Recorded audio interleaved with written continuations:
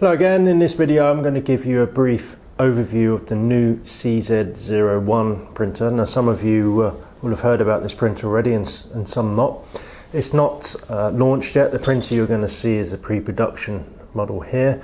Production samples will arrive into the UK office at the end of this week or the beginning of next, so in due course all of you will get to see this printer.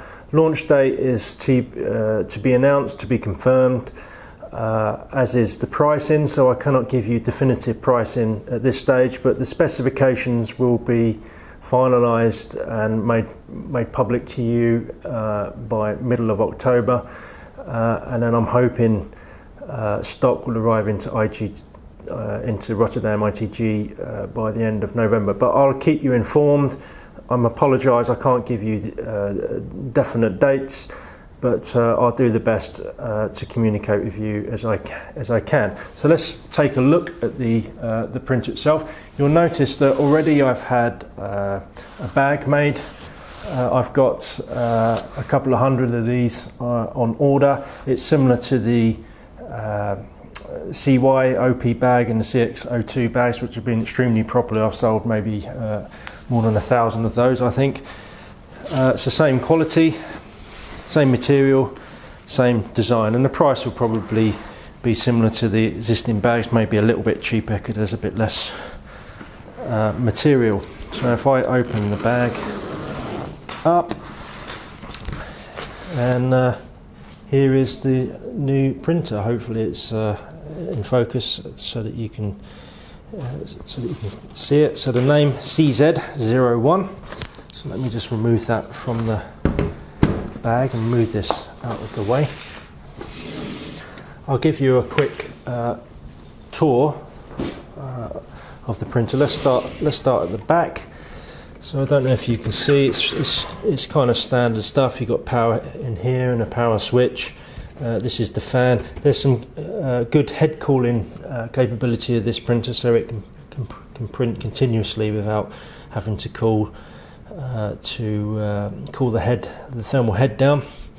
Here is the printer USB port, but you'll notice that there's another USB port here, a standard USB port.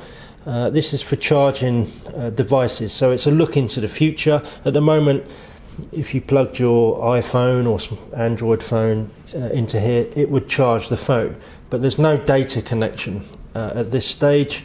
This is just, let's say, version 1. Maybe in the future that port can be opened up to allow communication to smartphones via apps, etc. If we look at the front, you'll probably notice, look at the size of this. It's a very compact printer, and indeed this has got media in, but the weight is so much lighter than any of the printers. So I think that's going to be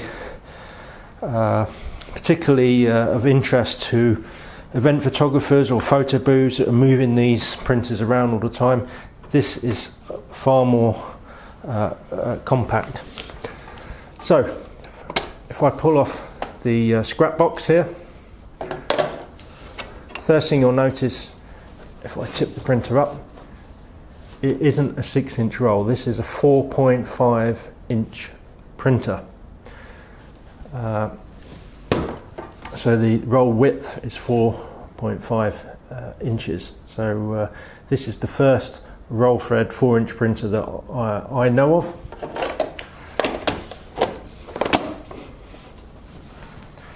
If I open the lid, here you can see the print head. It's quite exposed here. Here's the venting from the fan for the thermal head to keep it nice and cool. And then if I just tip that up, you'll see the ribbon inside. There's two medias that will come with this printer. One is 4x6 and the other is 4.5 times 8-inch. So it's a kind of semi-panoramic view. So I'm going to get some prints and come back to you shortly and show you what those look like. So let's look at the print formats CZ01 supports. As I mentioned already, there's 4x6 media, which can do obviously 4x6 prints, but it can also do a 4x4 square print, so this is like a Polaroid style or maybe a Instagram. For this 4x4 inch media, you'll have spacers for the roll holders, similar to the other printers, so nothing new there. When you change to the 4.5 inch wide media, it's quite an unusual format, but I think it will be quite popular. It's very simple to change the media, just a minute or so. It can do this semi-panoramic size, 4.5 inch by 8 inch. That's my new car, I wish. And also it can do a square format, 4.5 inch by 4.5 inch. Sorry about the inches, that's what we use in the UK.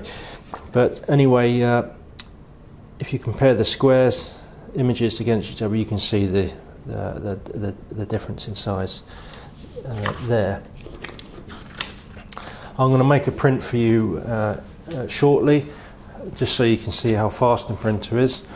But just before I do that, I want to show you, which I think is probably the nicest feature in this printer. Now, it's got fairly small, I'll just grab the paper roll here, it's got a fairly small paper roll.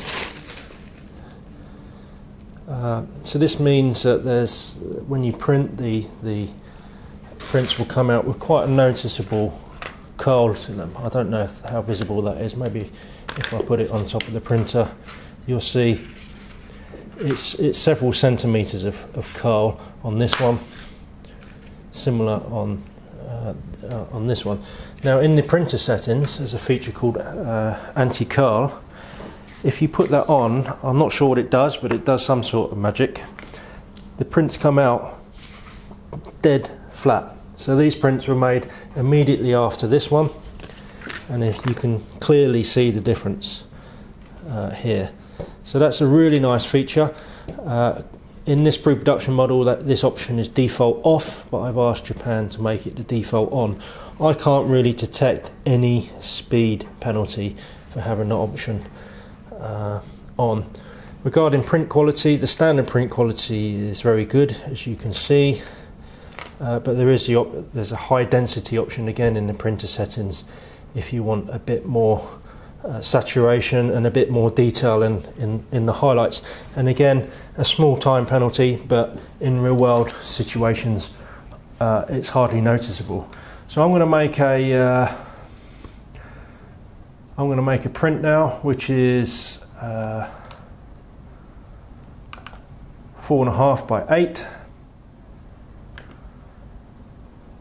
So this is with anti-curl on and standard density print, and you'll see how fast the printer is now.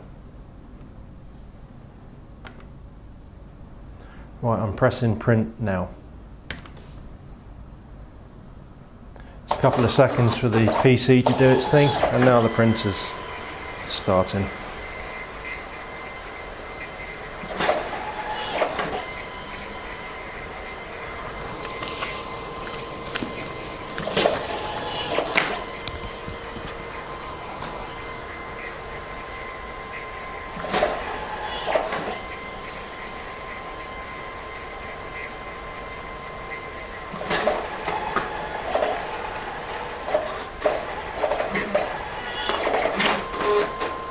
So there we have it, dead flat print, probably in about 15 to 20 seconds. So it's not slow printer by any means. I think this would be really good for tight spaces, maybe photo booths where the trend is to have smaller and smaller photo booths.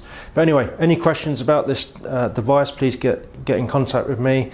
I hope this video has been useful, and I will be in contact soon.